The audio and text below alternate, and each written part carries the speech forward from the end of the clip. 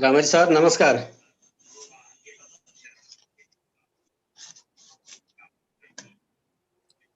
नमस्कार नमस्कार, के छ हजुर हाल खबर? नमस्कार हजुर, ठिक छ हजुर, एकदम ठिक छ। त्यतातिर ठिक छ नि हजुर? ठिक छ हजुर, एकदम ठिक छ। अनि के छ नयाँ नौलो कोरोनाको? कोरोनाको त अब यतातिर बेहाल छ सर, बढ्या छन्, चारैतिर घेरिया कोरोनाले। त्यस्तै छ। अनि त्यता के छ सर? यता पनि त्यस्तै हो, 3000 4000 त्यस्तै दैनिक। एभ्रीडे 3000 4000 छ है? यता त अब 1000 त नर्मल भइसक्यो। त्यही त।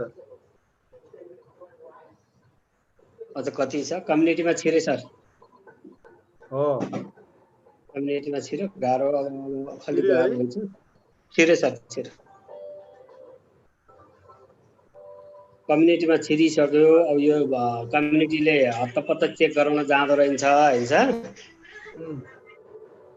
अनि त्यसले गर्दाखेरि पनि अप्ठ्यारो हो। कम्युनिटीका मान्छेहरू अब बाहिर गयो भने यो चाहिँ के भने सामाजिक बहिष्कारको रूपमा काहीँ काहीँ देखाइदिए कि हजुर, बरु घरमै आफूलाई उभ्यायो भने घरमै बस्ने, अब केही सकिन्छ गर्ने, लास्ट पर्यो भने अनि सम्बन्धित ठाउँमा जाने मात्रै भयो।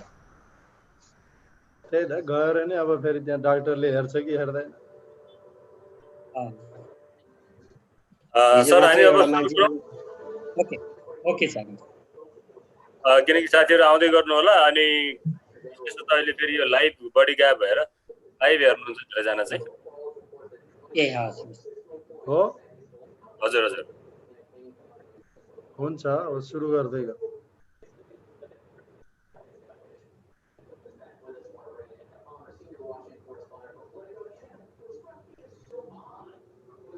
वेलकम रे Chavera, welcome. Yeah, nice to see you dear. Nice to meet you. Thank you. We are very friendly with Dr. Ram Harilamichani, but you are very new to us. It is very nice to meet you. It's very nice to see you there.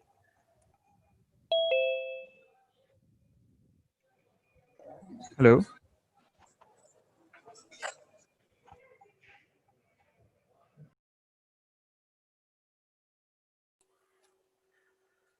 Okay. Amitji, are you ready, dear? Yes, I am ready, sir. Yeah, I'm preparing some technicalities here from my side, then immediately we'll begin it. We'll be live on NP Media Group Facebook page, and we conduct different program from NP Media. So please subscribe our NP Media Group YouTube channel too, everyone. Thank you. Have a good day. Arvi sir, you can allow Mr. Ray first, I think. Then I will do last. Okay, sir. Okay, definitely. Yeah.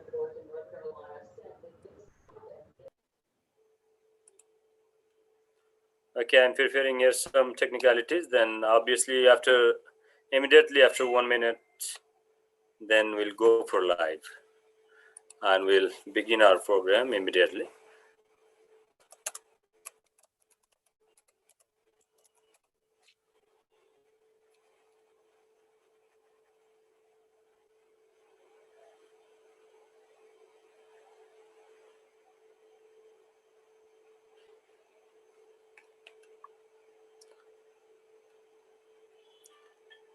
I want to request all of the valuable participants to mute yourself because here all are very perfect and very humble type of person and very regarded persons. I think it's not necessary to make them muted from my side. Then I request all of you, and definitely we'll have some discussion session as well if you will have some questions immediately. So now after a minute,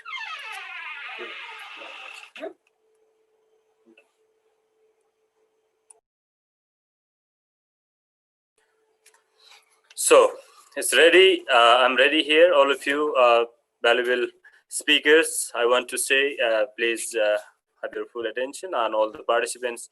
I request again, this is very humble request to you all to be muted, and whenever discussion session will come, obviously, turn by turn, we'll discuss together. Here we'll have very nice and very fruitful session together.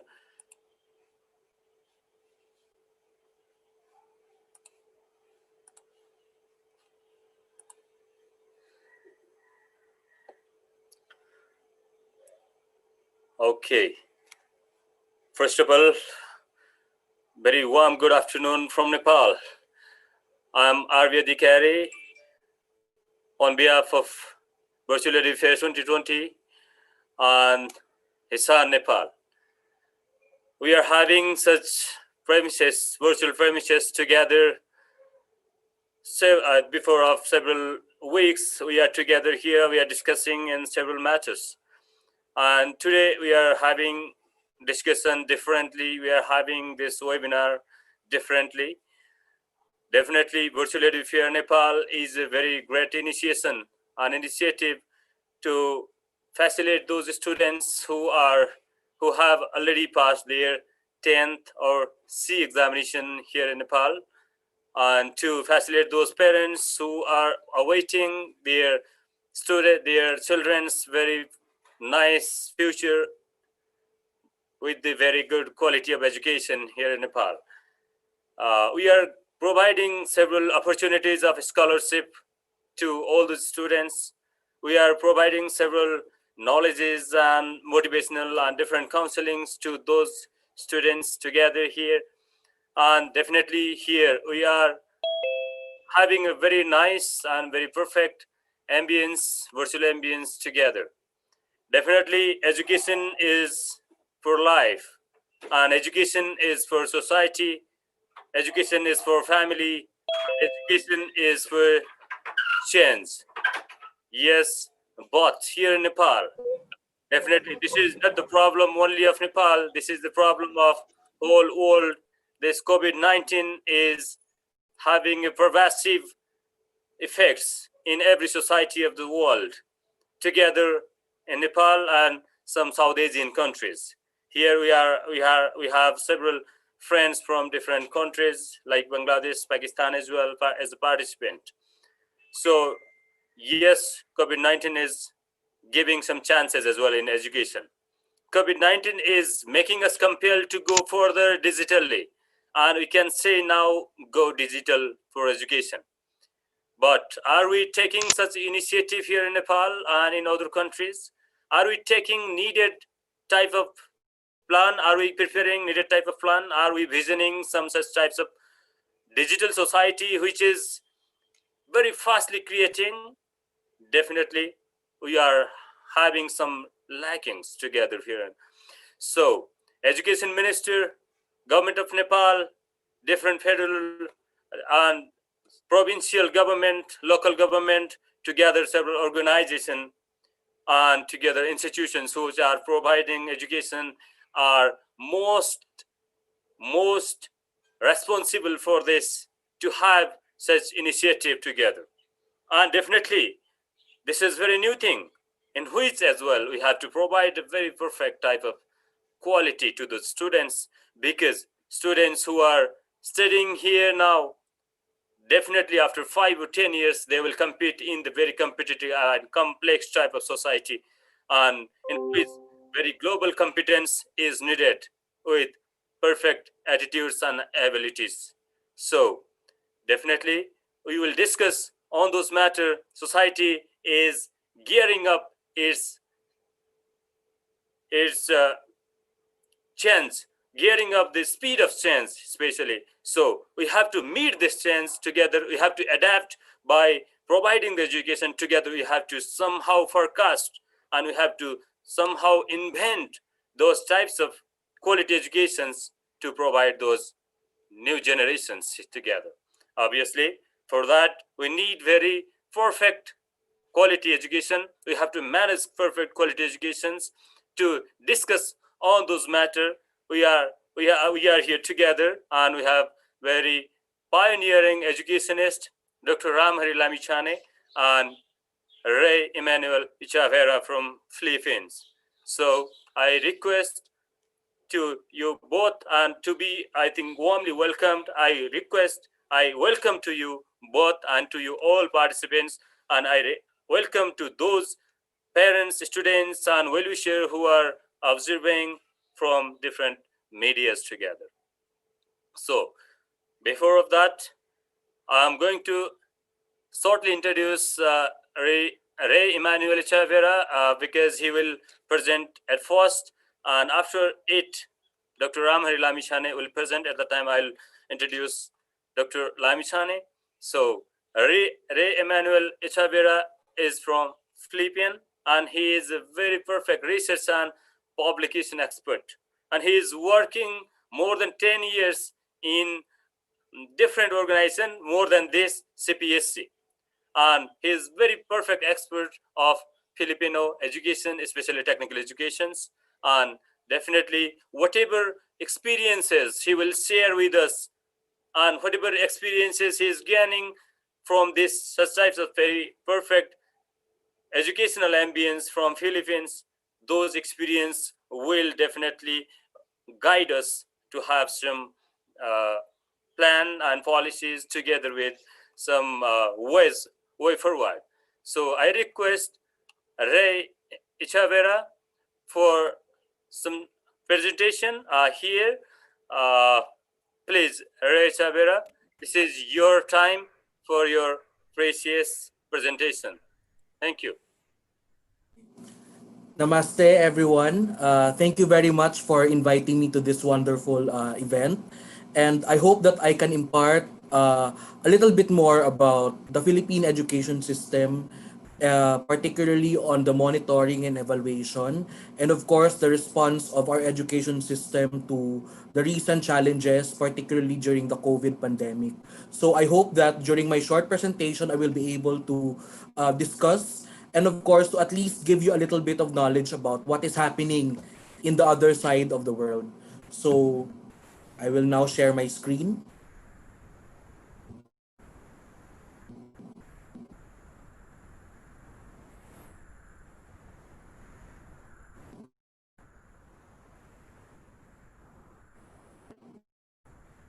Okay, so the co- the contents of what I'm presenting today in a nutshell will include an overview of the Philippine education system, and of course, I will also discuss how do we monitor or evaluate, and of course assure that the there is quality in terms of the implementation of the key performance areas in the education. So I have split my discussion into the general education and in Tibet.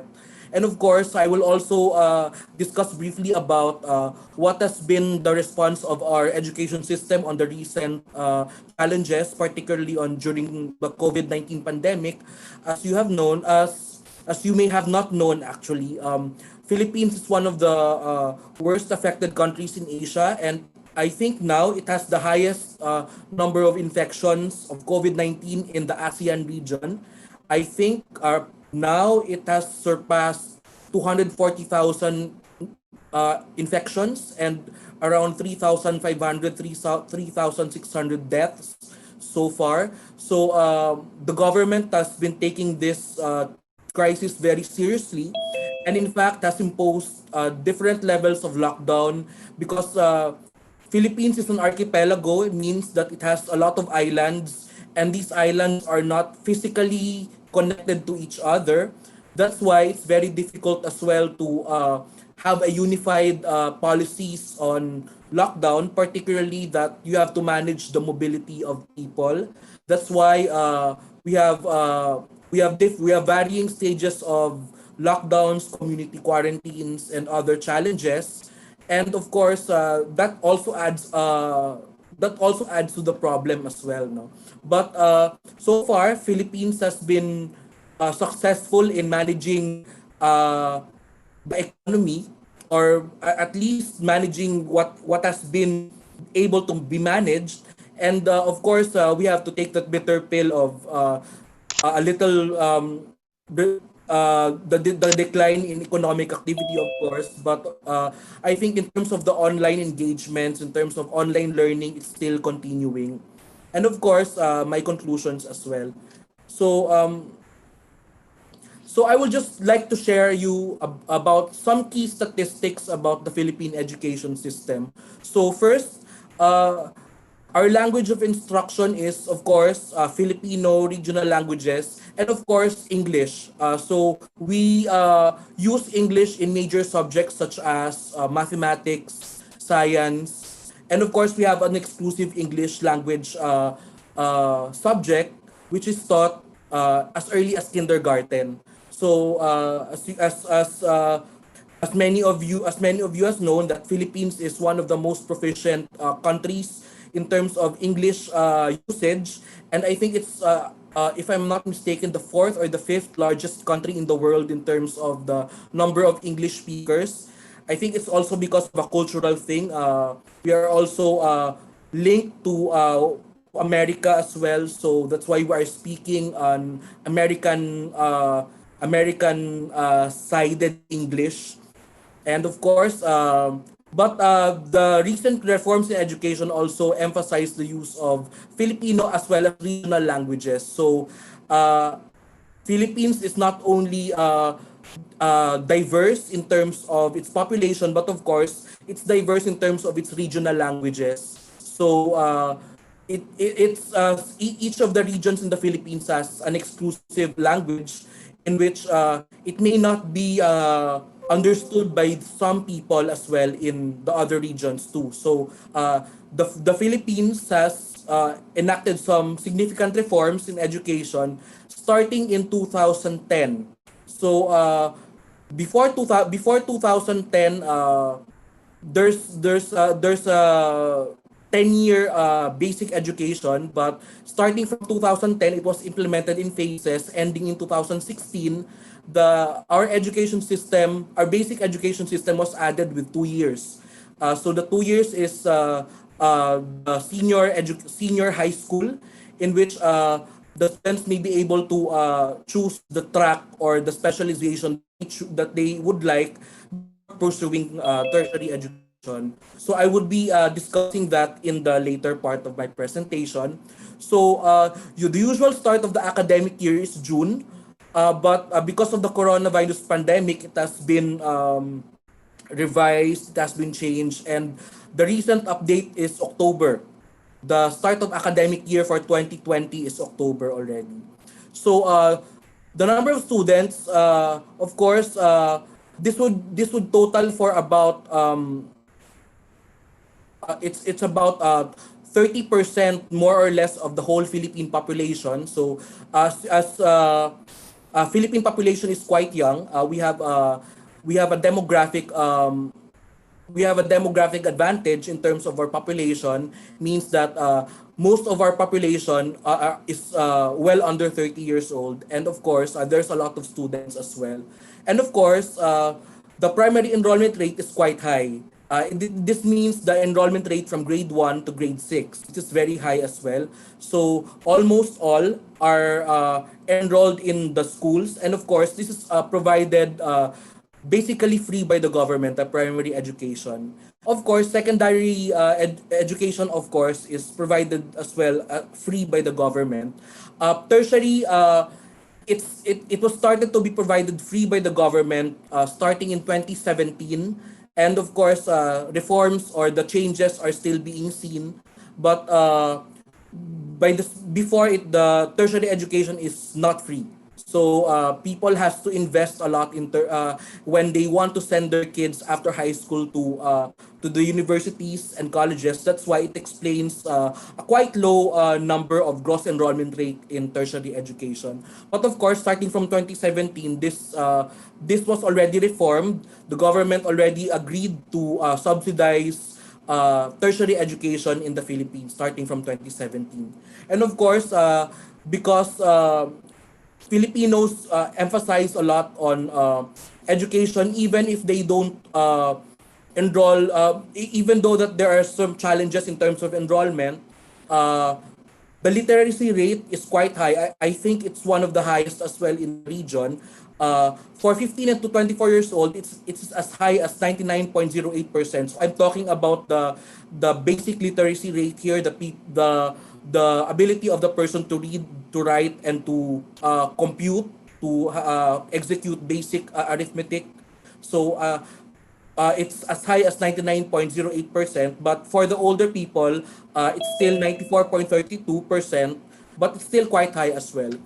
In terms of the macro statistics, so the total budget in 2015 is 315 million US dollars. So the proportion of this to the national budget is approximately 15.3%. So the education sector is one of the highest sectors in terms of allocation, of course, but it still falls short in terms of the percentage of allocation in the GDP. So 2.6% is quite low as compared to the other countries in the region, like for example, Vietnam spends around 5% of its GDP in education. Thailand is around 6%. Singapore is around 10% or something. But Philippines spends relatively low in terms of education compared to its ASEAN neighbors. And of course, the spending per student is approximately 4,380 US dollars, which is again, as compared to our neighbors in the ASEAN region, this is quite low investment as well. But because there are some reforms already in place in changing or in further enhancing the education system of the Philippines. So this is already being changed, and I think the results are already being seen probably in the coming years. So far, the average teacher to student ratio for primary schools, that's from grade 1 to 6, is for every one teacher, there will be 39 students. And for secondary, for every one teacher, there will be 29 students. And for classroom ratio, for primary schools, it's around one classroom can house 42 students. And for secondary, it's one classroom can house 45 students.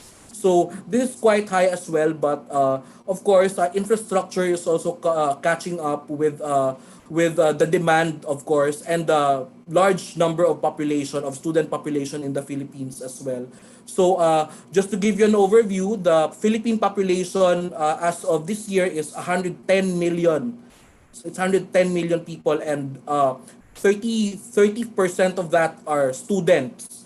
So imagine the proportion; it's quite big. So the Department of Education and the Vocational Education Authority of the Philippines is currently taking measures to address the backlogs the that's caused by the demand in the education system. The Philippine education system is trifocal, meaning it's implemented by three key agencies. First is the Department of Education for the basic education. We have the Commission for Higher Education for the higher education. This is higher education, sorry. And of course, the Technical Education and Skills Development Authority. That's the vocational education arm of the Philippine education system. So these three are working hand in hand to implement education in the Philippines. So just to give you a brief overview of the Philippine education system. So starting 2013, because the policies were acted in 2010, but the actual implementation actually started in 2013, because from 2010 to 2013, the first half of 2013, there was the upgrading of the present educational infrastructure in order to accommodate the change in the number of years of basic education. So before, like in our generation, we only had 10 years of basic education. That's 6 years of primary and 4 years of secondary. Now they added additional 2 years in the education system. So they called it the K to 12, the K to 12 education system. So what do I mean by K to 12? So K to 12 means that you start from the kindergarten, which is 1 year. You spend 6 years of elementary education, that's grade 1 to 6, and additional 4 years of junior high school, that will be grade 7 to grade 10, and the reform is an additional 2 years, which we call senior high school. So in senior high school, we add additional 2 years, and the students may be able to choose any specialization, like if the student wants to go to vocational education, to arts and sports, to math and sciences, to accounting, or to sports, he can choose the track of whatever the student chooses before going to tertiary education. So the tertiary education is composed either of the vocational education, that's a technical education and skills development, and the university education, which grants baccalaureate degrees like Bachelor of Sciences or Bachelor of Arts. And of course, they also grant after the baccalaureate, the post-baccalaureate, the postdoctoral, and of course in some trades like the law or in medicine, the specialization. So in overview, the Philippine education system is composed of 12 years of basic education, uh, 12 years of basic education. So that's 1 year of kindergarten, 6 years of elementary, 4 years of junior high school, 2 years of senior high school. So that's the reform already. So as of 2020, this is already being implemented. And of course, this has already produced some results in terms of making the students prepared before entering tertiary education or university.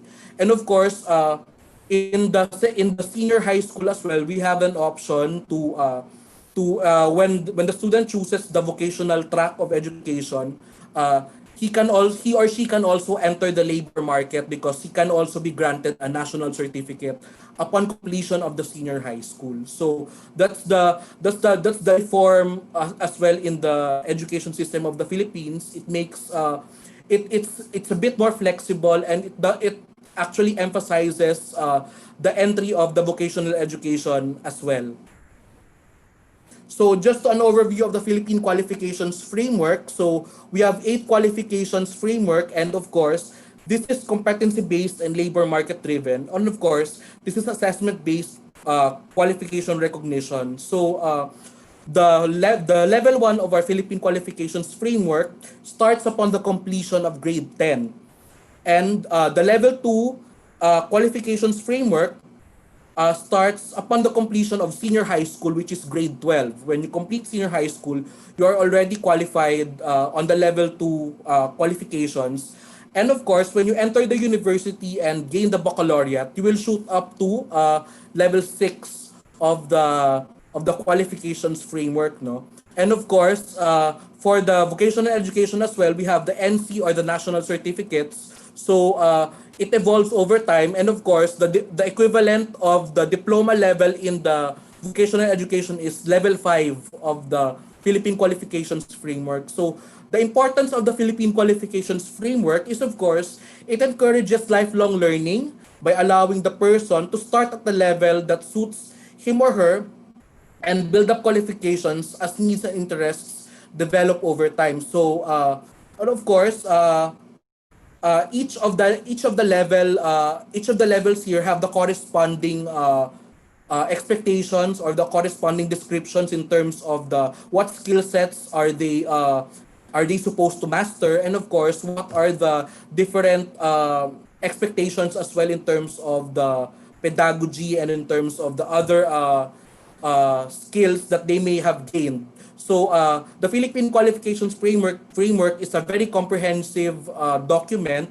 It's a very comprehensive guide for a learner to know his qualification on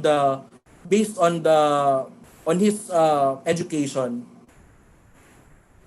And of course, we now go to the monitoring and evaluation system in general education. So, of course, this is handled by the Department of Education in the Philippines.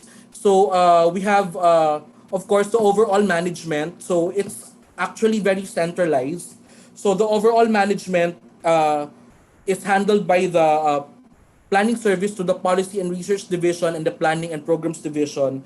So the PRD is actually handles the results based M&E requirements of DepEd, and they use that as inputs to policy and development. So this is they source the data from the regions, the divisions, and of course the individual schools. No, so we have the we have the regional level as well. So in the regional level, we have the Quality Assurance Division. So the Quality Assurance Division is a process owner for implementing the regional monitoring and evaluation. So as you can see, Philippines is divided into 18 distinct regions, and it's geographically diverse as well. And of course, uniting these regions and providing inputs to the central office is a very challenging endeavor, especially if it's done manually. So that's why we have the regional level to consolidate the data from the divisions. So the divisions actually is in every province and every town there is a school governance and operation division of the Department of Education. So the divisions so the school governance and operations division, so they provide needs-based assistance to schools and learning centers, and of course they consolidate the basic data for the regional and for the overall management of education. So that's why we have to they have to also consolidate as well in the basic level, and of course also provide uh, to also provide a national blueprint or a national policy for education. That is a very difficult endeavor for an archipelagic country like the Philippines. So that's why we have adopted several measures to monitor and evaluate education, which I'll discuss in the next slide. So the frequency of reviews is quarterly, starting from January to March, April to June, July to September, and October to December. So 4 quarters every year. So how do we monitor such a large scale of education? No? So how do we ensure that we adopt the right policies and know what is happening on the ground? So the Philippines has already adopted a digital way of monitoring the general education, and of course they have adopted several information systems. So first, it's the Enhanced Basic Education Information System, or the EBIS. So it's a web-based system designed to enhance information management at all levels of education system. So all the data from the regional and the divisions would be uploaded to the EBIS in order for them to generate inputs that is necessary for planning and policy. So it is a decision support system for policy enhancements. That's why everyone in the Department of Education sector is oriented in using this system in order for it to become consolidated, and of course to provide a centralized data to be used for policies. Another M&E system, of course, is the Learning Information System. So the Learning Information System is the student-based monitoring system in which it uses a unique identifier to store information particular to a learner, including the name, date of birth, guardian, and sex. So each student that is enrolled in the schools would have a unique identifier, a unique number, which of course the unique number is associated with the data, the relevant data of the child, and of course it will also enable the school. It will also enable the it will also en- it will also enable the students as well to to uh, to manage the data in the student level. And of course, we have the program management information system that tracks the KPIs, the key performance indicators, and of course, the school building information system. This focuses on the infrastructure. This is particularly true on the on the budgeting part of the department.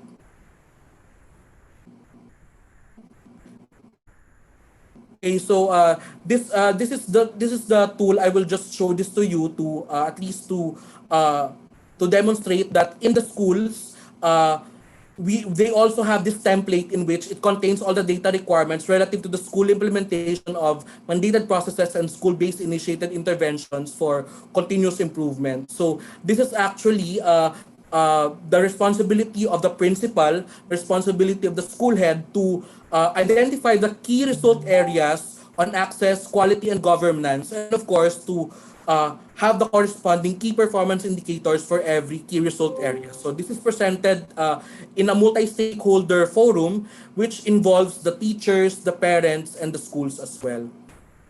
So this is the snapshot of the SMEA. This is the monitoring sheet used by the schools.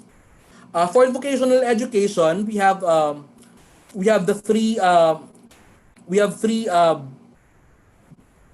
we have three base we have three bases for the vocational education implementation. Of course, the institutions, we have the Tibet institutions in the Philippines. Another is to involve the industry, the plants, and the workplace to implement vocational education. And of course, for communities that are not able to access some of the institutions, the vocational institutions, we have the community-based. So some representatives of the vocational education go to the rural areas, to the inaccessible areas of the Philippines to implement the community-based vocational education. So it is a strategic option in the country's overall human resources development strategy. And of course, the goal is to actually enhance the employability of the citizens of the Philippines, regardless of race, regardless of age, or regardless of qualifications. So for TVET enrollment, we have a total of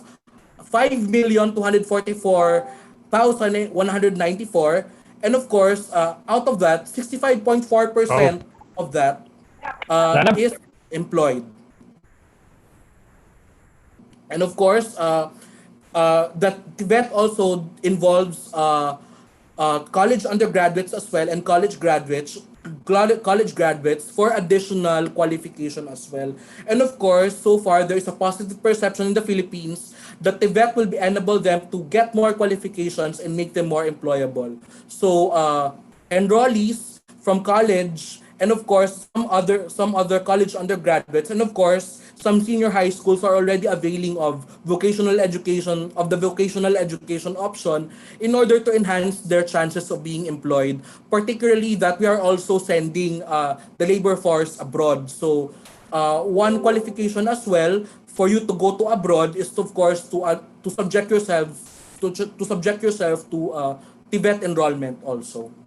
So of course, to monitor the evaluation of TVET in the Philippines, we have the Philippine Qualifications Framework, like what I've seen to you. So like what I've demonstrated in the earlier slide. So we have to also harmonize the qualifications of the general education, the higher education, and of course the Department of Labor and Employment. And of course, it also informs the students of a clearer picture of the competencies that they need for their job interests. And of course, the employers are able to easily identify the basic work skills that employees must possess. And of course, we have the TVET or Trainers Assessors Qualification. So the TVET trainers also undergo training, technical training as well, and of course, industry training also. So it creates a pool of technical trainers and assessors. So the TVET system in the Philippines ensures that it's not only the students that are trained in terms of the skills, but also the TVET trainers as well. So this is actually very consistent to the move towards the integration of skills and qualifications in the ASEAN region. And of course, the goal is for, of course, the global recognition as well of qualifications. So we have also, to also effectively monitor TVET, we have the training regulations and competency standards to ensures that all the tools, the rubrics, and the methods provided by the training institute or the training provider is actually aligned to the achievement of national objectives. No? And of course, we have the UTPRAS or the Unified TVET Program Registration and Accreditation System. So each program implemented by the institution or the provider is actually required to register to UTPRAS so that their standards, their resources, and their methods are aligned with what is expected or what is correct or what is currently implemented in the industry. And of course, there's a regular compliance audit. So compliance ensures that UTPRAS registered programs, they are compliant with the government policies in the delivery of the programs. And of course, TESDA, the vocational arm of the Philippines, is ISO certified. They have already gained the latest certification for program registration. And of course, they're also implementing quality management, and there is a recipient of the Philippine Quality Awards, which is a testament of their commitment to quality management. And of course, we have the TESDA star rating. So the TESDA star rating recognizes the accomplishments, innovations, and improvements that TVET providers have instituted beyond the minimum requirements set by UTPRAS. And of course, we have the APAC accreditation. This was implemented by the Colombo Plan Staff College. So APAC accreditation focuses on the TVET institutions. So it certifies TVET institutions through the harmonization of education and training systems to facilitate workforce mobility. And of course, it's implemented in different countries in the region: Philippines, Malaysia, Thailand, Bangladesh, India, Pakistan, and Mongolia. And of course, other countries can follow suit in the future. So we are now focusing on how Philippines has addressed education challenges during the COVID-19 pandemic. No, so the start of the school, actually, because of the COVID-19, it was moved originally from June to August. Another update is September, and finally, they already moved it to October in light of the different policies on community quarantines. No, so because of that, online learning is facilitated. So actually, enrollment started at August 24. So enrollment is done without contact. So parents are encouraged to submit e-copies of the documents of their children to a centralized database. But if they can't do that, or they do not have access to internet, they can drop it in a kiosk in a village hall. So in every village hall, there's a DepEd kiosk in which the parents can drop the documents or other important information, or they can ask as well about the updates in terms of the education. So it's implemented in the most basic government unit in the country. And of course, to accommodate the challenges brought about with the global pandemic, the Philippine education system adopts the blended learning. So what do I mean by blended learning? So a blended learning is a combination of online, the physical, which is module based, radio, and television. So in students that can access internet, so there's a 1 to 4 hours of online sessions. It depends actually on the grade level. So I think for the grades 1 to 3, I think it's only 1 hour per day of online session. Whereas for seniors, for grades 9 to 12, it's more of a 4 hours every day of online sessions. No, so there's a common site for which they can access the materials as well, and of course they can connect to their teachers via Zoom or via Google Classroom or via Microsoft Teams as well. So for students that do not have access to internet, we have the self-learning modules, which are distributed to every town. We call it barangay. We call it every town. So this will be picked up by parents at designated schedules and at an agreed government facility. So it's usually on the village hall or the village center. And this is actually a learning module that the students can accomplish in their homes. And of course, the tests they can submit it in the once the classes resume, once the physical classes resume. No, so other forms of lesson dissemination, of course, is through TV and radio, particularly on the rural areas in which radio is the most popular form of information dissemination. So local radio stations broadcast lessons through radio as well. And of course, the TV, television is widely used here, and some channels also broadcast lessons through the specific government channels as well. So, how about in Tibet? So, Tibet, Tibet implementation, mostly they have resumed its face-to-face training. Last June 19, TESDA resumed most of its physical training on June 19. However, it's still inconsistent because the physical training or the physical attendance to the training facility would also depend on the existing quarantine rules of the city. It so some that are able to operate under the, we call it the general quarantine, community quarantine. So they're also able to resume physical training, of course, with necessary precautions like social distancing, and of course the temperature is being checked all throughout, and of course the discouragement of people with high fever to enter the facility. So, and of course, for those that cannot avail of the physical training, TESDA institutes and training centers also provide an option for enrollment online. So that can be accessed through etesda.gov.ph. And of course, TESDA also offers an online portfolio assessment in which certificates and other evidences of qualification are uploaded and assessed. And this can be accessed through this URL.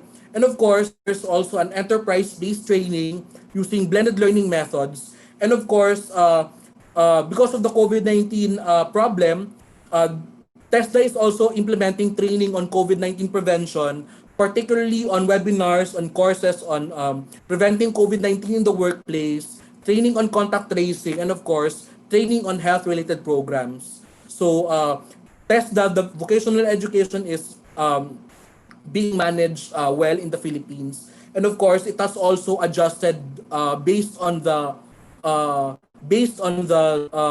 current rules against on the prevention of the pandemic as well. So there are certain challenges. Of course, there's an inconsistent supply of data, and of course, the access and the availability of data is tilted towards governance indicators. So there's still some challenges in terms of providing data on curriculum and instruction as well. So DepEd is currently working that out. So school data is limited to the learners who are enrolled. So for those that are not enrolled, that would require physical profiling, which is quite difficult at this time of pandemic. Of course, it's very centralized management data, so that can also pose certain problems as well. And of course, the learning curve on learning the different databases implemented by the education system, which may be a challenge to some of our sectors, particularly on some divisions as well that may have to overhaul their current systems to adapt to the digital trend that is implemented by the general education system.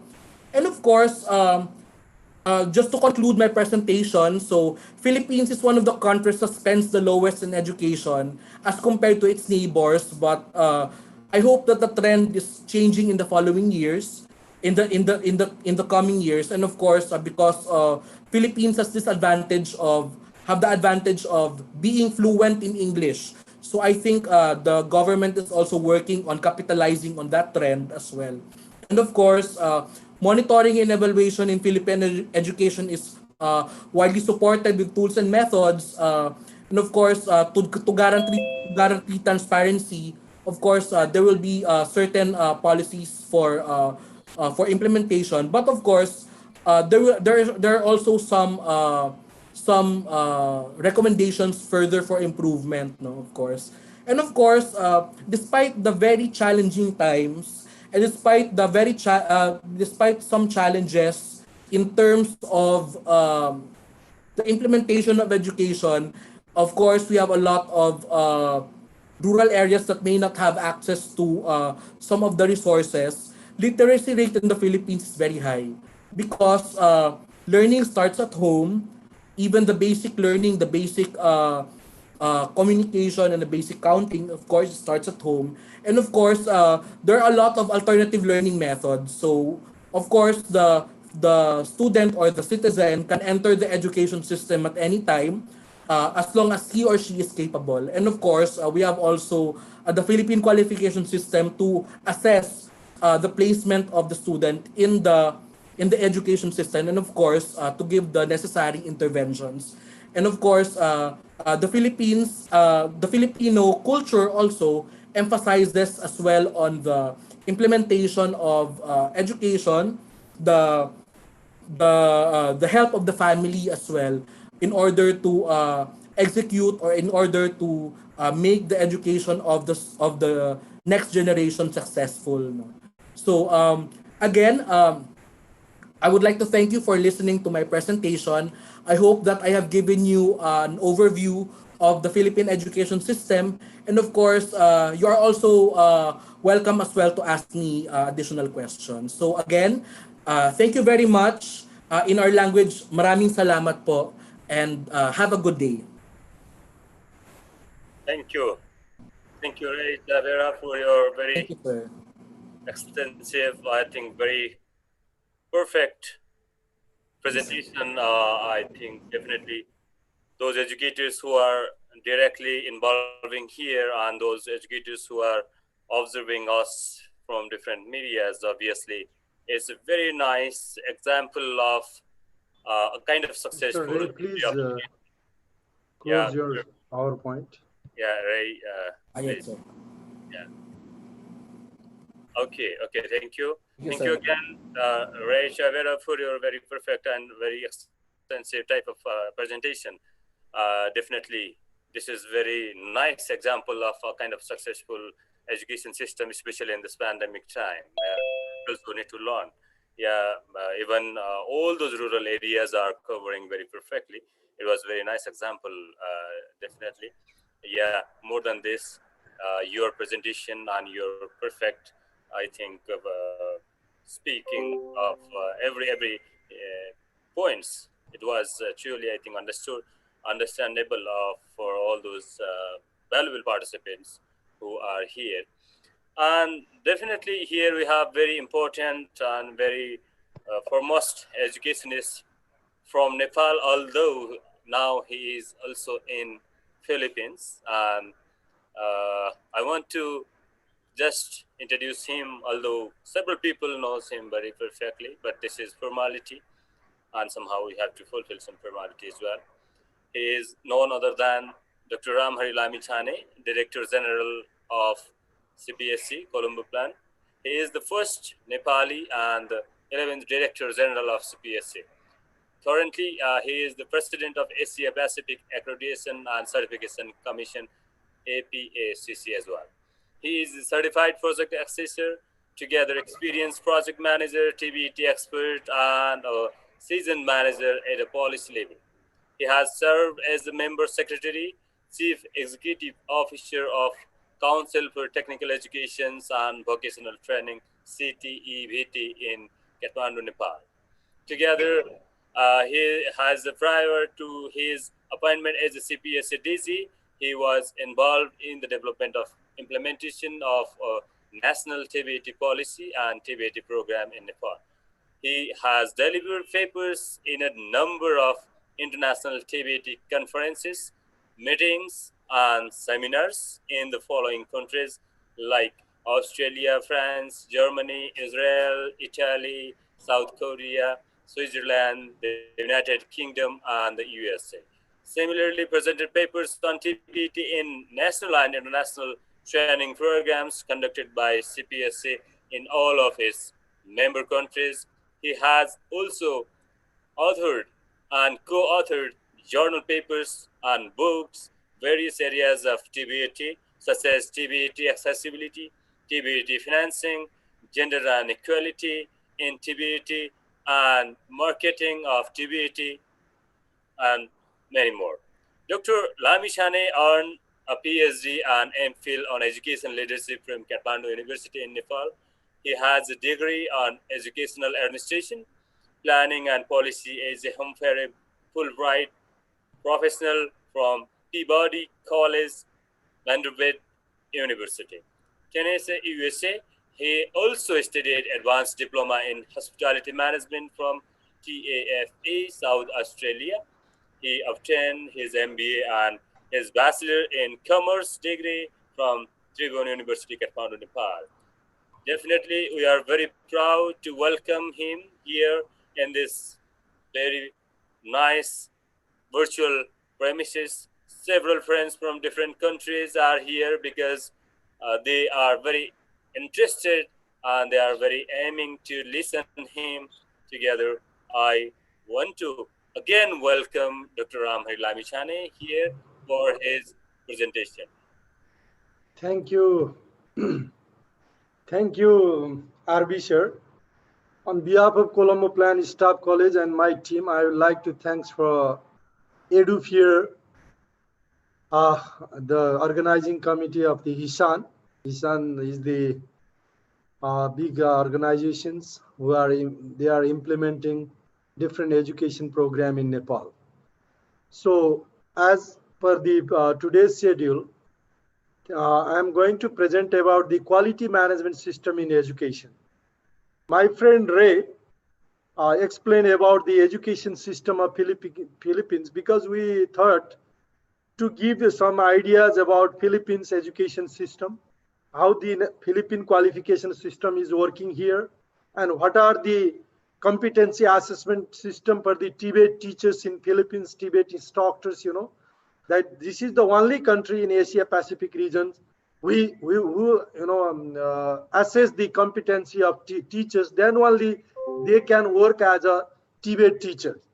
After a university, they cannot be a Tibet teachers. They have to comply, they have to give the exam, and they have to complete that competency assessment. Then only they can be a Tibet teachers. That is a very unique experiences of Philippines. And similarly, how Philippines is working. As Ray already presented, in Philippines, no any educational institutions has closed due to COVID. Either they are conducting in physically, face-to-face, or distance mode. So even if there is no internet and television things, the local government through the ministry, Department of Education here means Ministry of Education. Here are three ministries. Department of Education is education for general school education. Higher Education Commission is the Higher Education Ministry, and TESDA is the Tibet Ministry. Okay. So with the ministry's coordinations, they are providing reading material, project assignment, hard copy in the barangay level, means our ward level, in the municipality and village level. And parents will come there and collect that document and give to the children. In that way also they are managing education. That's why we should have a willingness to do.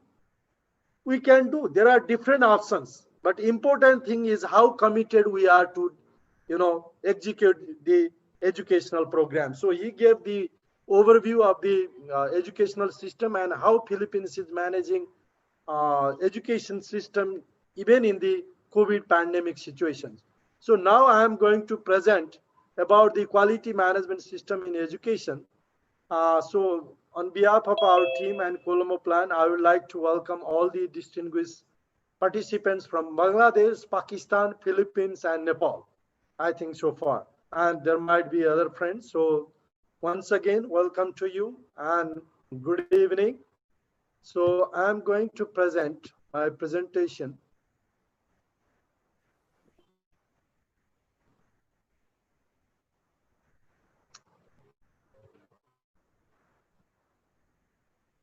As I mentioned, so I'll talk about quality management system for educational institution.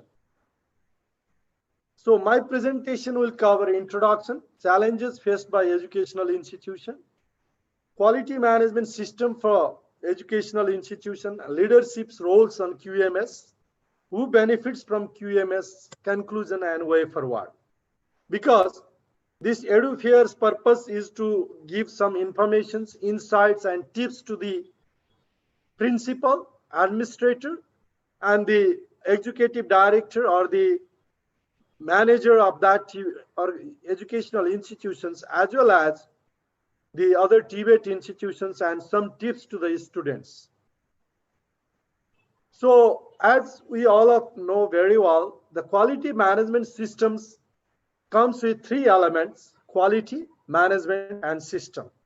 This is very important aspect. So if we are talking about quality management system, we cannot forget these three key things like quality, management, and the system.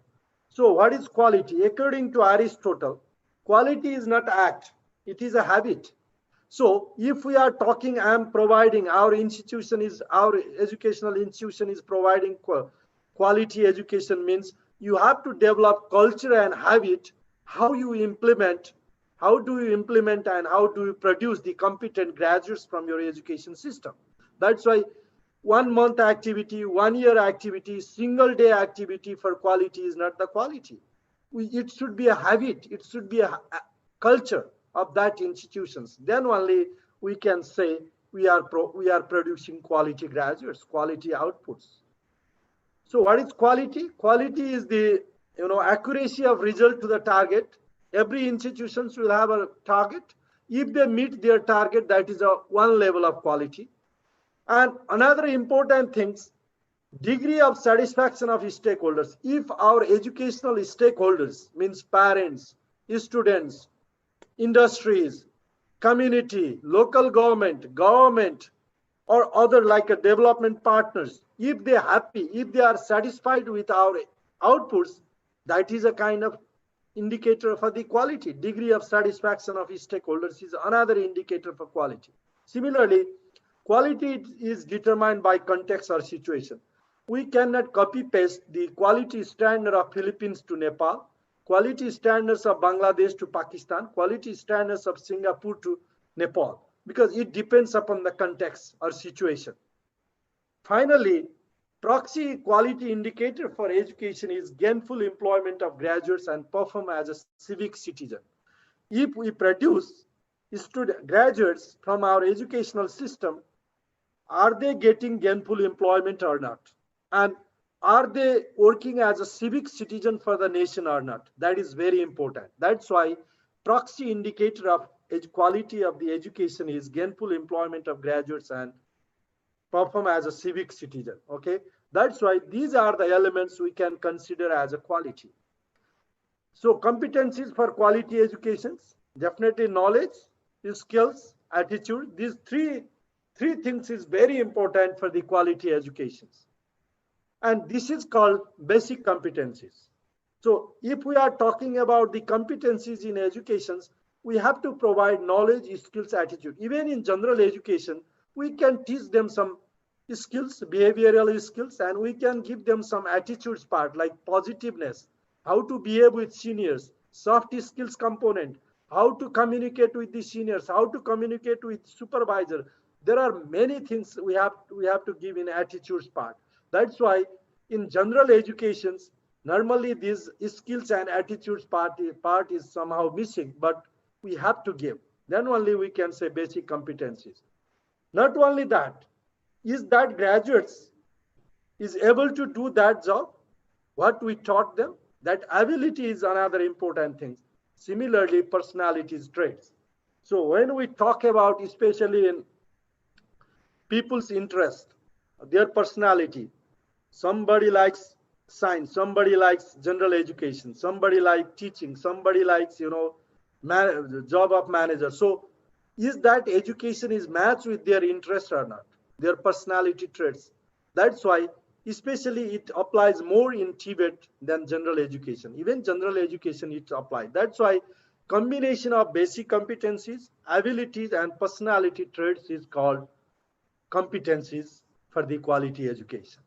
Okay, so ultimately, why we are talking about quality education competencies? Because gainful employment of graduates, that is our ultimate destination.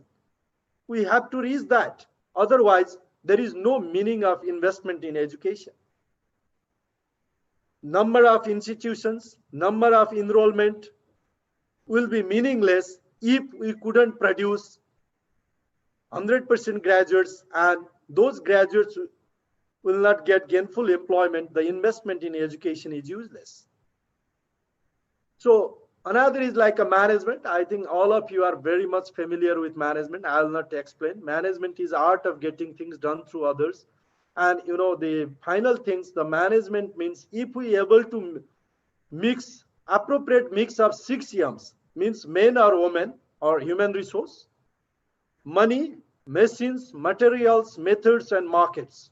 So if we able to mix this 6M properly, that is called perfect management. That's why if you are working or if you are managing educational institutions, you have to think, how am I mixing this 6M properly or not, effectively or not, efficiently or not? That is the questions of management. So the management always comes the appropriate mix of these 6M's. Regarding the system, I think system, everybody knows about the system. System is the defined process to perform activities for achieve targets. System is system of subsystem. So if we are talking about system, system is a system of subsystem, right? So in education, there are many systems.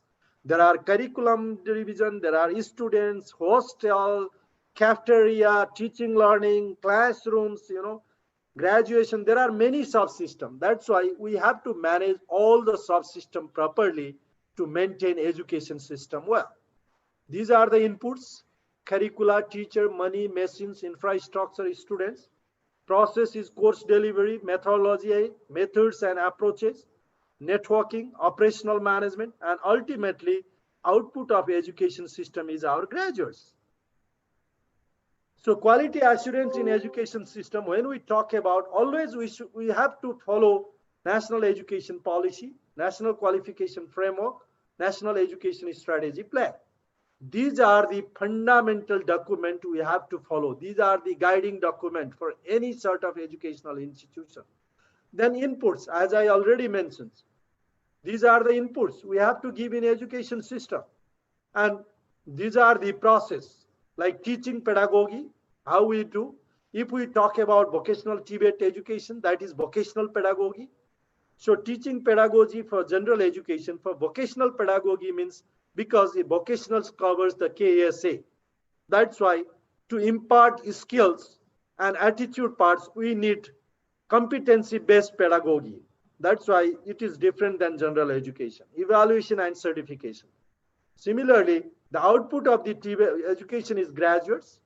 Then outcomes is employment of that graduates, living standard of that graduates and their family, and social harmony, how that graduates contributing to make social harmony, to develop social harmony, and ultimately it will contribute for the gross domestic production, GDP. That's why outcome of the education system is employment, living standard of the people, social harmony. Because of education, is there conflict, the conflict reduced or not in the society? Drug addicts, a number of drug addicts reduced or not? Number of unemployment reduced or not? Poverty reduced or not? And ultimately, does it contribute to GDP or not? That is the outcome indicator for education system. That's why when we talk about quality assurance in education system, we have to take this framework, and monitoring and evaluation should be in each level: input level, process level, output level, and outcome level. That is very important.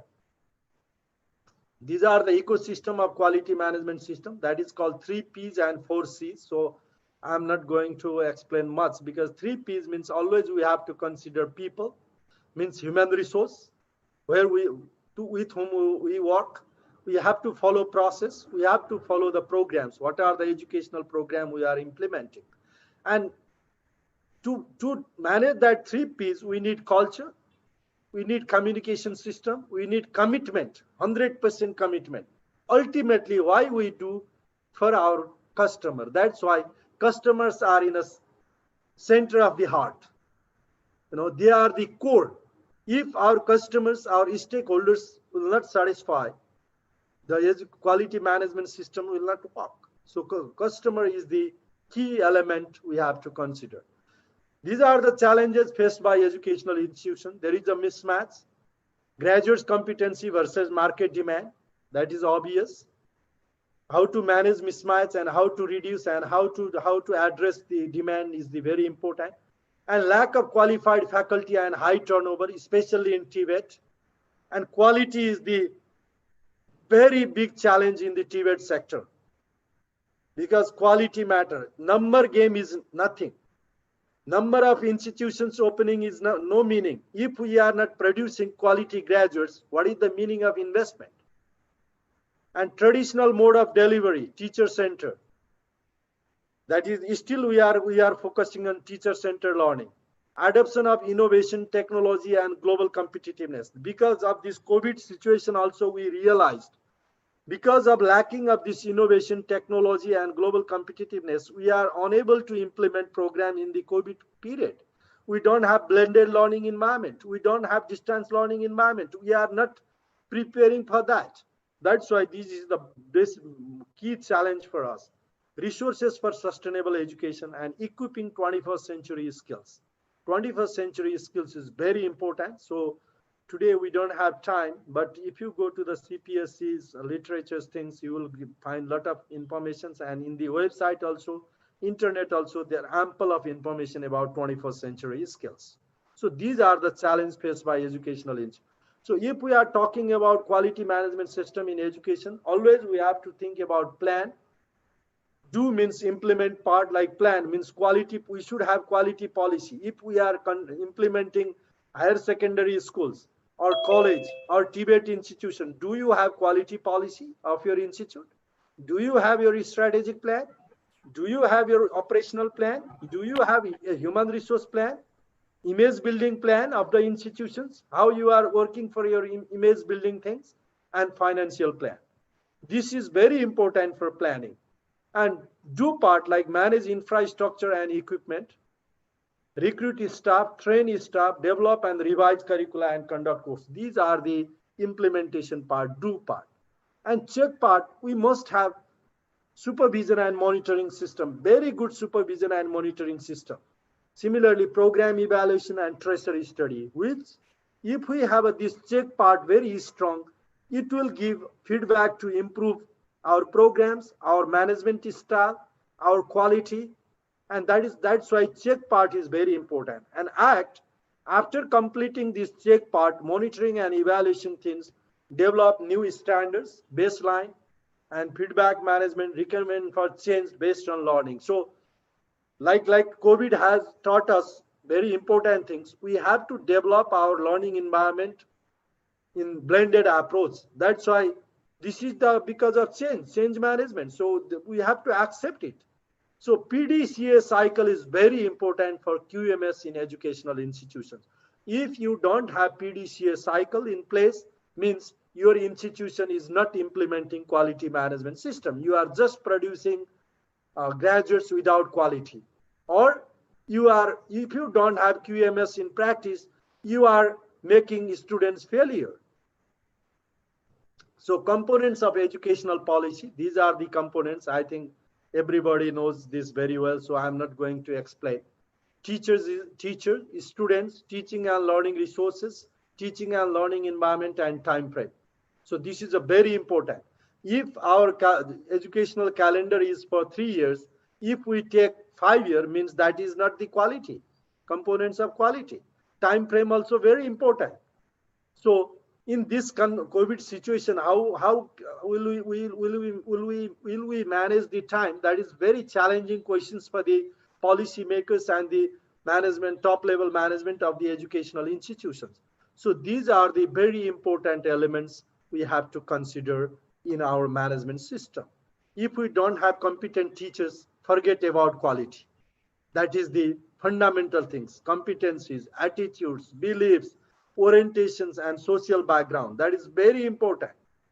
How is that teachers? The number of teachers is not important. How are they? That is matters. How is their attitudes? Similarly, students, are we recruiting right students or not? If you remember my previous slide, like personalities, if there will be conflict of the personalities in the courses and students, there will be high chances of dropout. So background, knowledge, motivational level, These are the things we have to consider for the quality education indicators. So the leadership is a key for quality management system. If we are talking about quality management system, in every educational organization's top leader, CEO, or top management team is the important. Leadership means not only single person, a team of management. If we recall the John S. Maxwell quote, "A leader is one who knows the way, goes the way, and shows the way." 3 means leaders should have this thing: knows the way, goes the way, and shows the way. Leader will show how we have to reach our target, how we have to get quality graduates. That is very important. That's why I am talking, I will give some tips about leader. So leader means the person should have these things: vision, strategic directions, innovations, mobilization of resources, efficiency, and effect. These are the things leader has to show. Key functions of a leader, that is 6 E's in visions. Every leader should have vision. If there is no vision with leaders, means whole organizations will suffer. If there is no vision of the leader of the country, whole country will suffer. And enlist, collect dreams or desires of others, because only leaders' visions might not work. So we have to collect. A good leader always collect the desires of the co-workers, team members. Embody and represent all team or co-workers. Empower. We have to empower, means we have to do human resource development activities. If you have education institute, please provide capacity development training for your teachers, your staff. Don't think only about the delivery of classes and worry about remuneration. So how we are empowering our staff, how we are empowering our teachers, and please evaluate them, right person, right place, and encourage them. That is very important. That's why a leader has to follow these 6 E's. Also, on why do leaders fail, please watch this video.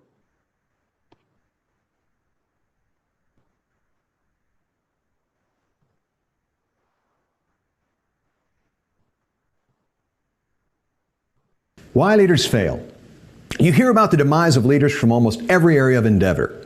One day they're on top of the heap, and the next day the heap's on top of them. Of course, you think that would never happen to you. But the distance between being a beloved leader and despised failure is shorter than we sometimes think. Now here are 6 reasons why leaders fail and what you can do to avoid them. Warning sign number 1, you lose your focus. Sometimes leaders just lose sight of what's important. The laser-like focus that got them to the top disappears, and they become distracted by the trappings of leadership, such as wealth and fame, or else they just take their eyes off the important work they should be doing. Warning sign number 2, you communicate poorly. Research confirms that 60 to 80% of workplace problems are rooted in poor communication. Followers can't possibly understand a leader's intent when the leader, him or herself, isn't sure what their intent is. Say what you mean and mean what you say. It's great advice, but you've got to first know what you mean. So be absolutely clear about what you want to communicate. Warning sign number 3, you mismanage risk. Leaders at risk often begin to be driven by a fear of failure rather than the desire to succeed. Past successes create pressure for leaders. They wonder, will I be able to sustain outstanding performance? The result is they take no risks thinking this will protect them. But what is a reasonable risk? Generally, it is one that can be endured without tanking the organization or the individual. If the risk jeopardizes the existence of the business, well, think again. Warning number 4, your ethics slip. A leader's credibility is the result of 2 things: what he or she does and who he or she is. That's competency and character. And a mismatch between these 2 aspects creates an integrity problem. Because trust is fundamental to getting results with people, the highest principle of leadership is integrity. Warning sign number 5, you don't take care of yourself. Tragically, if a leader doesn't take care of him or herself, no one else will. Leaders are often considered to be superhuman, running on unlimited energy. So you need to take care of your physical, psychological, and spiritual needs, or you're probably headed for disaster. Think of having a gauge for each of these areas of your life and check them often. And finally, warning sign number 6, you stop really enjoying what you do. The hard work of leadership should be fulfilling and even fun when it's guided by passion and enthusiasm. But when you lose sight of the dreams that compelled you to take on the responsibility of leadership, you find yourself unmotivated and listless. While not every aspect of leadership is exciting, for sure, you need to stick to what you love or else lose your way. Ask these 3 questions to stay on course. Number 1, why did I initially assume leadership? Number 2, have those reasons changed? And number 3, do I still want to lead? As you consider the 6 warning signs of leadership failure, take an honest look at yourself.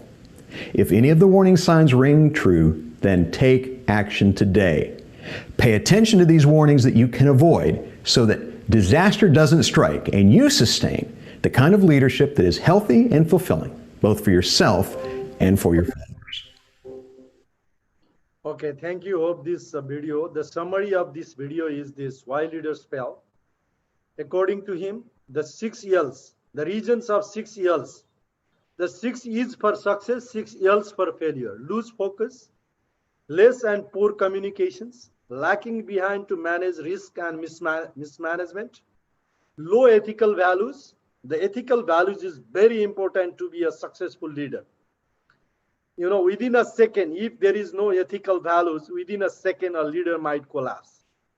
Lack of time for family and personal life.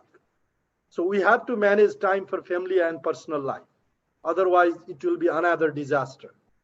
And lack of entertainment. So we have to allocate time for joy, entertainment.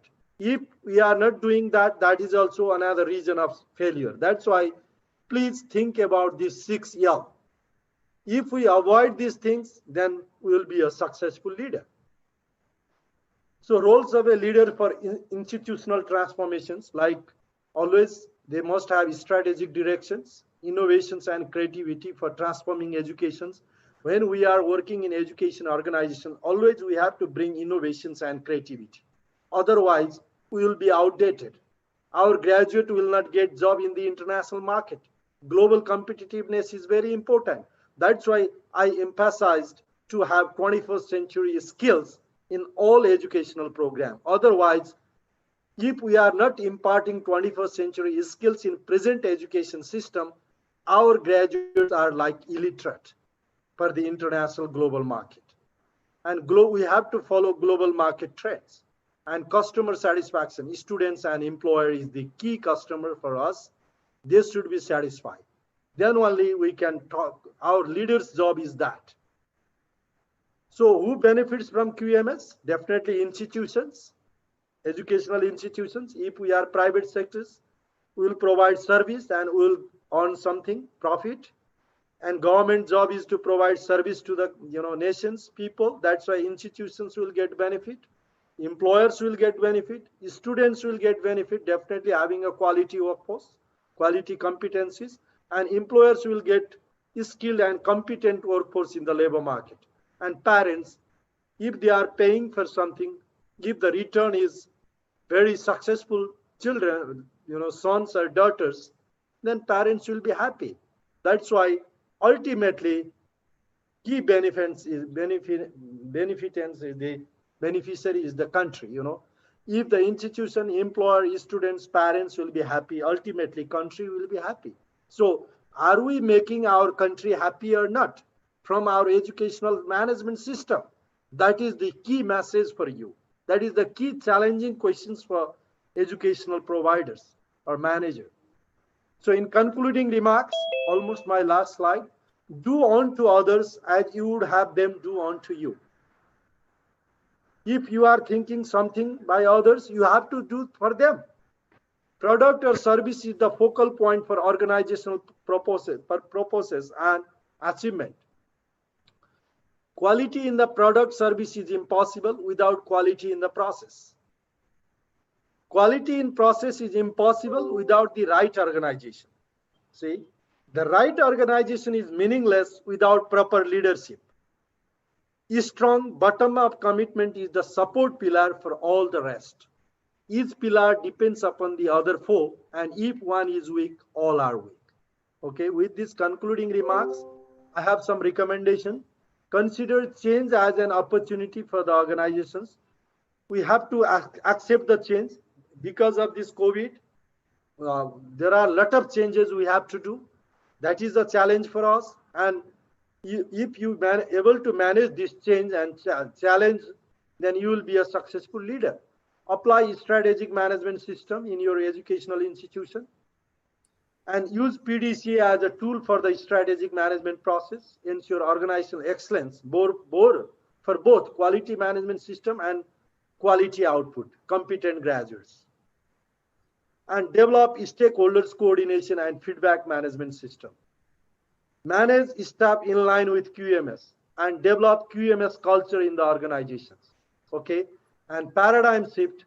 We have to shift from traditional approach to modern approach. Traditional approach, teacher centered, more classroom. Most of the educational institutions are still traditional approach, but the today's need, today's demand, and tomorrow's wishes is modern approach. Learner center, distance and blended learning. This is the emergence of the COVID condition as well. Knowledge is skills attitude, not only knowledge, even in general education system, we have to teach skills and attitude part. And demand driven, group dynamics, critical thinking, ICT and digital technology, see, innovations, sustainable development. These are the modern approach of educational system and quality management system. We have to follow this. With this word, thank you very much. The importance of the quality of management is equal to the importance of the management of quality. So if you are talking quality of management, you have to think management of quality also. Thank you very much. So if you have any questions for both presentations, we are ready to respond. Thank you very much. Definitely. Thank you very much, Dr. Ramhari Lamishani. It was tremendously wonderful presentation. I thank you special, I think, from my bottom of my core of heart. I think it is tremendously, definitely several educators who are from different places, they are here. Quality in education is must. The different redefinition of quality also is necessary. The quality which was there before of 10 years, I think, is not sufficient for today's. Definitely, Dr. Ramhari Lamishane has provided several things about the leadership, about quality management system, which is definitely very beneficial to all of us, all of the educated people. Here, I want to request you all now, you can definitely unmute yourself. If you have any queries and questions, turn by turn, you can ask your questions. Definitely, Ray Chavera and Dr. Ramhari Lamishane are here to make you satisfied with your queries. If you have any questions, please.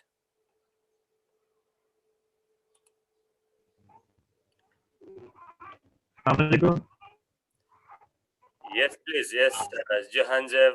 Yeah, thank you. Yeah, you can go ahead with your question, please. My concern is Pakistan scenario that we have two different ways for formal education and TVET education, and as on which level would both are same way. Jehan, can I have your attention, please? Your sound is too disturbed. Can you check your device once? Can you check your audio once, and you can come again, please? It is not audible and clear. So जयाब साहब आपका जैन साहब आपका sound काम नहीं कर रहा है. You can ask question in chat box, then we will respond you. Yeah, definitely. So rest of the friends, rest of the participants, please, if you have any questions, queries, then you can go ahead. Here we have several pioneering person. Daridhar Adhikari, Central. He is the Vice President of Central Committee of Hisan. Likewise, we have several educators, Nandalal Subedi sir, Purushottam Adhikari, and Arun Pandey would like to ask questions, so please give him. yes, sir. Arun Pandey, sir, please.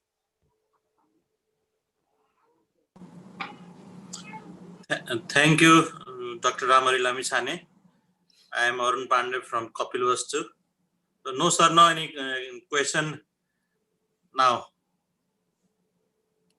Yeah. We are getting so much information from this. Thank you. Thank you, Arun, sir. Thank you very much for your acknowledgement. RB sir, there is one question from Abdul Mannan sir. Yeah. Abdul Mannan sir, I think he is from Bangladesh or Pakistan. Yeah. What is difference between training and upgradations? Thank you for that questions. Training can be different types. For fresh training, new, or we can say new first time training, or re-skilling, up-skilling. Training can be any, but upgradation means if somebody have level 1 or something, level 1 in, let's say, plumbing, or level 1 in electrical, if they want to go level 2 or level 3, then we have to give that upgrading training, upgrading skill. That is called up-skilling also. So upgradation, for if we talk about in general education, if one teachers like teaching in primary education, but they have a qualification to go for lower secondary and higher secondary, then we can give some exposure to them and they can apply for the higher level teaching job. So that is considered as upgradation. Okay, I hope I respond your questions. Yes, sir. And Jehan Zeb sir has put his questions in chat box as well. In Pakistan, there are two ways of education, formal and TBAT. On which label is the best to change formal to TBAT? These are the questions from him. Thank you for that. I think very good questions. And, it depends upon the country's national qualification framework. But it depends upon the, most of the country, like in Philippines, they have to complete grade 12 first, higher school education, then only they can go for TBAT. But they have introduced like a vocational path also from grade 9. That is different. There is a TESDA. TESDA is the Technical Education Ministry. That's why it depends upon the country. But at least, people, if the people complete basic or let's say basic education, it depends upon the countries. Like some countries consider 8th grade is the basic education. Some country consider 10th grade. Some country consider 12th grade. That's why after completion of basic educations, then if they goes to the TBAT things, that will be better. And it depends upon the course curriculum. What is the minimum requirement of that curriculum? For vocational skills training, maybe illiterate person also can take a vocational program. That's why it will define by the competencies of the national qualification framework. So there is no standard answer for this. It depends upon the country's perspective. It depends upon the national qualification framework, and it depends upon the curriculum standards and the market need of that particular country. Thank you very much. Yes, definitely. Thank you. If someone is there, otherwise I have one questions to Ray Savera here. Ray, can I get you, please? Okay, thank you. Yeah.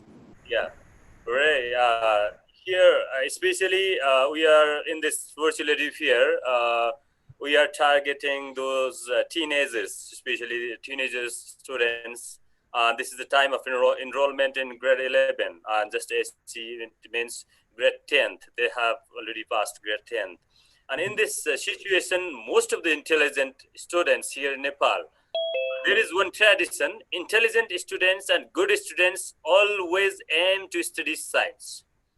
And this is a kind of tradition here in Nepal, and which is somehow regarding some quality in the future. All are going science. Obviously, there are several importances of other subjects, likewise management, IT, and every other subjects like sports and all in all, politics, even political science, humanities, and all in all, differently, definitely. So this is some how we are not convinced with such traditions. What is there in Philippines, especially what those intelligence type of students willing to study, and is there any such types of traditions already structured tradition, or they are free to choose and they are choosing freely? Yeah. Actually, for the Philippines, once you reach the senior high school level, like from grade 11 to 12, you are free to choose whatever track that you like. So it does not really depend on the intelligence or the result of the school, but it depends really actually on your interest. So, for example, a school, the one that excels in school can pursue a sports track. That is really possible in the Philippines, no?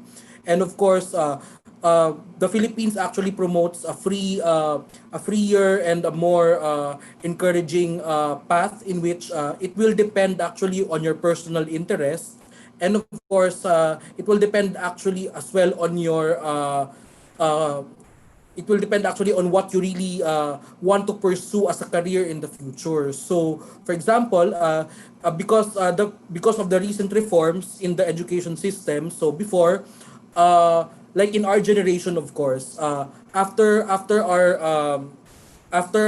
high school or after secondary, we proceed to college without additional information on what specializations are we going to pursue. So it may lead, in our generation particularly, it's prevalent that there's some kind of job mismatching, or many people drop out of tertiary education because they don't really pursue what they really want or what they are really good in it.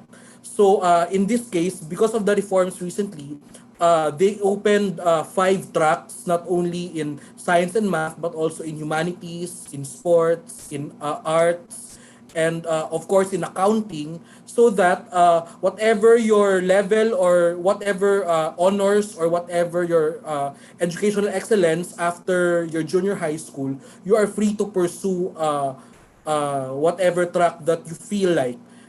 It really depends on the student also. But once you go to the tertiary, of course, there are certain requirements, particularly in tertiary there are certain admission tests. Of course, some universities would really accept the premium students that really pass their qualifying exams. So in University of the Philippines, for example, there's a certain grade in which some students will are required to pass. Once you pass that through qualifying through the exams or the entrance exams, then you are free to study in that university. But of course, there are many options as well. Some universities do not have a qualifying exam, and of course, some students also go to vocational education, and of course, some also are absorbed by the labor market as well, because the senior high school track also allows some students to be absorbed by the labor market because of the certain reforms as well. Thank you Thank for you so your much for the question. perfect inputs for that. Definitely, in each and every aspects of the society, each and every aspects Okay, of okay, it. RB sir. There Yes, is sir. a questions from there is a questions from Nandalal Subedi sir. Yeah, yes, sir. Uh, I'm coming with him, sir. okay. Yeah, I'm coming with him. So I thank Ray Chavera for your very nice inputs. Yeah, definitely. There are some questions in chat box. I'm going there. Yeah, Darinder sir just telling there is no questions. I'm listening. Thank you. Yeah. Nandalal Subedi sir, is it high qualifications or more years of experience and repeated trainings that play strangers roles in teaching field? I request Ramhari sir to give some highlights on the above questions. Yeah, Ramhari sir, please. Thank you, Nandalal Subedi sir. Very good questions.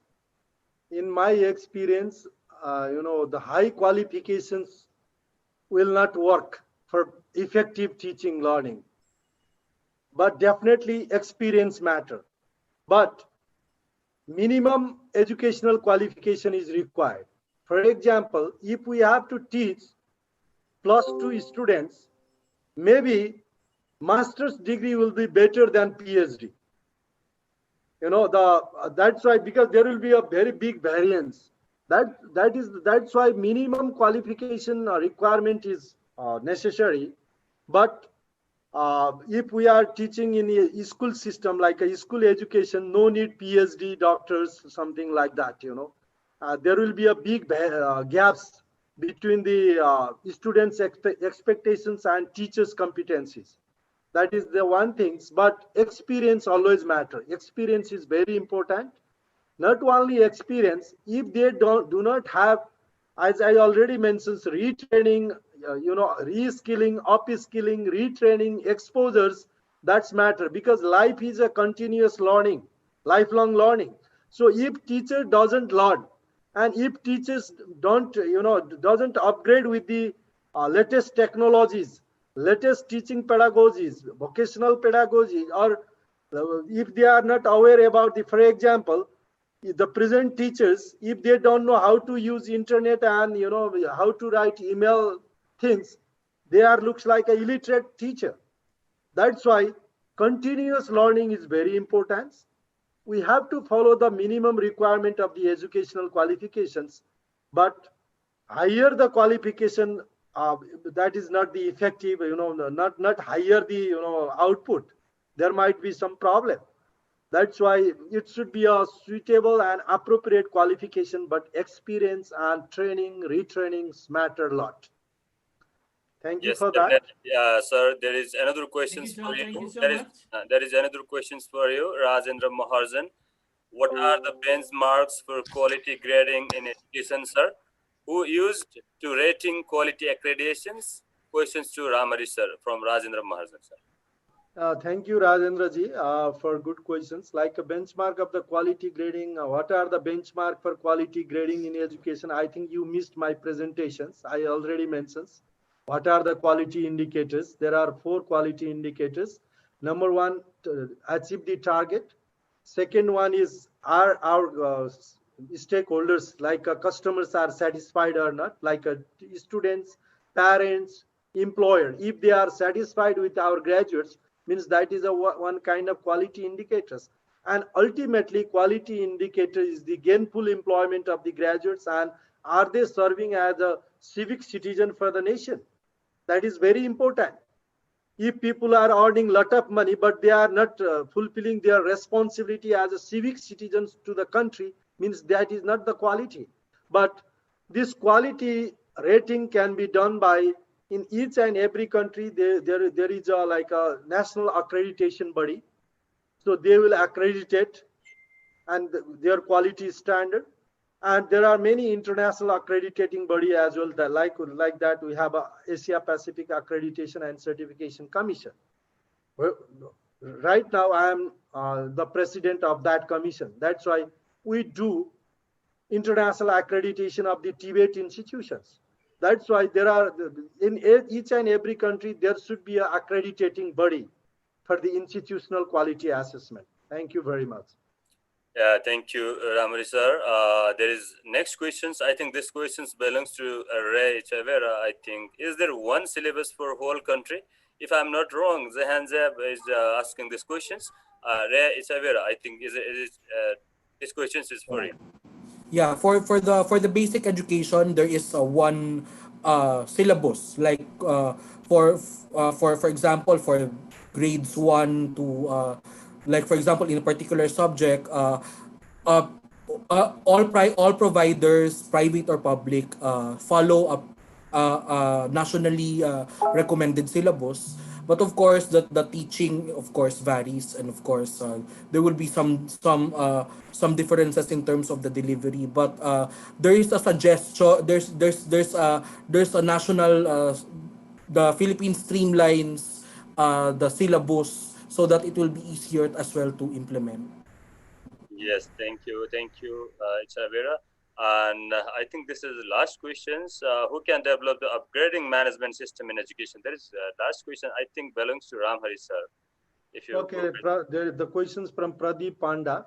yeah, brother. Thank you for that. I think who can develop the upgrading management system in education? Definitely, the upgrading management system in education will be developed by the institution. I think if you are talking about the institutional management, like a promotions of the teachers, something. But if you are talking about upgrading the educational level, means definitely the Ministry of Education will develop that.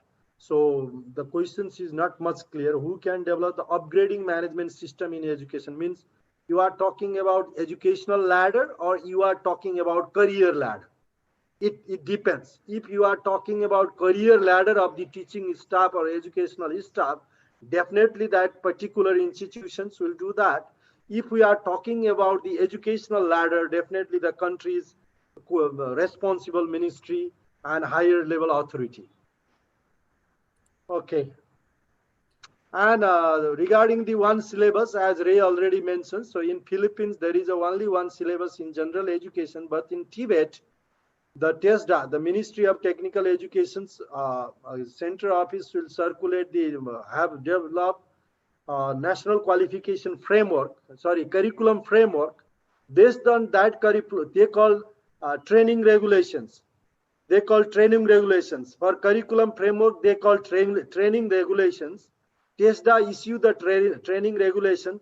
Based on that training regulations, means curriculum framework, each province or regions develop their own curricula. The institutions develop their own curricula. For example, in the Nepalese case, in the national government can develop the national curriculum framework. That should be a broad curriculum framework, and each province, 7 provinces can develop their own curricula. Like in agriculture, if we talk in Karnali Pradesh, they can give more about apple. They can give about the high hill crops things. But in the province number 1, they might teach about the coffee and tea processing things in the agriculture subjects. That's why it matters the local context. But national curriculum framework should be one. Thank you very much. I think because of time, sir, we have to close. Sir, we have just 2 questions. 2 questions. We won't take it's more already late. Yeah, okay. Just we'll take 2 minutes, sir. Nandalal Subedi, sir. Yes, sir. He has some questions to raise. Ray, sir, it was just wonderful to know that there is more or less 98 to 99% of literacy in the Philippines. But then here, our government institutions are not performing as much as the private institutions. What is the criteria of education there? Is the government level doing better than the private level, or they are going on par? How has Philippines achieved such a wonderful success in education? Okay.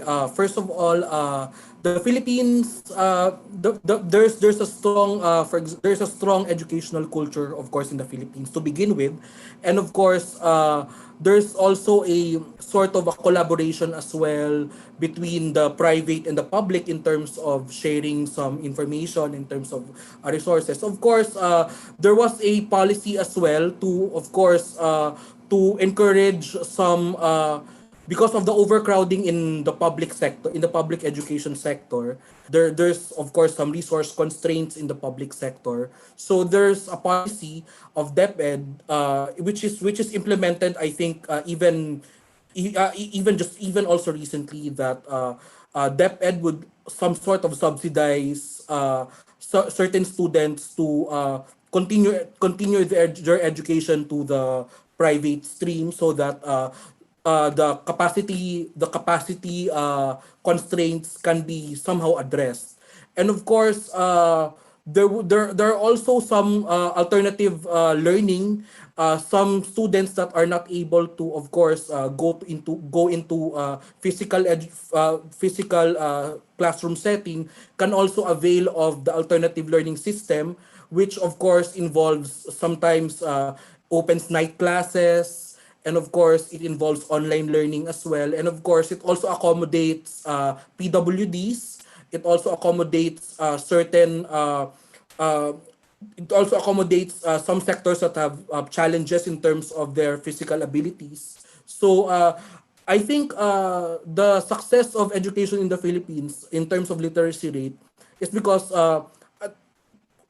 Philippine education is trying its best to be inclusive, meaning it tries its best to be to accommodate different learners' needs, different requirements in terms of resources, and particularly during this pandemic, it doesn't really restrict students to avail of online learning only, but of course it opens the possibilities of students that are not availing online resources as well. Of course, it's really not perfect.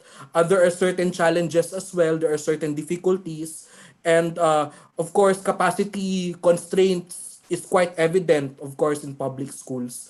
But the important thing is it tries itself to be inclusive. It tries itself to be more cooperative with each other, and of course, resources are of course quite uh, shared in terms of making it more easy for Filipino students to avail of the different alternatives in learning. Yes, thank you. This is very last questions for Ramhari. We are not taking any more questions because we have very limit time. Ramhari Dharinder Adhikari, he is the Vice President of Central Hissan. No, sir, I already read, so no need to read. Please, sir. Thank you, Dharaninder sir. I think these questions is the question itself is very tough questions. I think you are the better persons who can answer it. So Nepal's educational system is, if you ask me, the policy level. If we talk about policy-wise, curriculum planning-wise, policy-wise, our education system is not bad. It's good. But in Nepal education system, if we talk about education system, major problem in implementation part. Like we policy-wise, Nepal's education policy is very good. Be like a quality assurance, relevance, accessibility, equity, good governance. We have a very good policy there. But problem is implementation. Like our constitution said, school education is the right for the every citizens. But we are not providing that. And like about there is a contradict according to the national policy. There is a the government's policies towards private sector empowerment. Private sector and public sector is considered as equal will, but in real practice, indirectly, the present scenario is not supporting private sector. So government has to tell very clearly if we need a both side. If government's responsibility to provide education, I think right now in Nepal, only public sector cannot serve to the demand. That's why if government is ready to finance it, maybe they can fix the per capita cost of the educations, and government can pay the tuition fee of the per students to the private school. Means private schools will not collect fee. Government will pay the fee as per the per capita. That is the model of Thailand. So government is financing up to grade 12 or bachelor level, up to grade 12 diploma level education is free in Thailand. So government is paying to there are private institute also. They are getting fee from government, not from students, parents. Okay, that's why in our case, we have a problem in implementations, and we are focusing number game, not quality. So there should be number and quality together. Just opening a school without teachers, without facility, that is not the end, but that is just a political agenda, not the national development agenda. So, and your last question is very good. I will not answer it. You are the right person to answer it. Is there a lack of good political leader in Nepal? I think you are better than me because you are in Nepal. So I think, there is a saying, politicians always see the next election. A leader see always next generation. So you can differentiate who you have. Are there politicians or are there a great leader, visionary leader? So you can compare it and you can get answer by yourself. Thank you very much. Thank you so much, Dr. Ramhari Lamichhane. A huge respect to you. It was tremendously and very effective presentation and discussions here. We consumed 2 hours, more than 2 hours. I thank Ray Chavera for your very perfect presentation and subject matter that you discussed with us. I thank you all the participants, very valued participants and active participants. And I thank all those people, students, parents, policymakers, and all in all who directly watched us live in our different pages. Thank you, all of you. Thank you very much. We will meet again. Stay safe, stay creative, stay healthy. Thank you very much. Okay, thank you. Namaskar. Good night, because here already 8:15 in Manila. Thank you so much, sir. Ray, and thank you EduFair team, especially RB sir and all the distinguished participants who is listening us. Thank you for your valuable time. Thank you very much. See you in the next event, if possible. Thank you, sir. Thank you, Ray. Thank you, Ray. Thank you, RB sir. Thank you very much. Thank you, Dharendra sir. Thank you, Nandalal sir. I think sir. सुरुमा अलिकति late भयो कि म त्यही भएर अलिकति question सोध्नलाई problem भइरहेको थियो नो वरी सर, सबै कुरा चाहिँ त्यो हाम्रो उसमा छ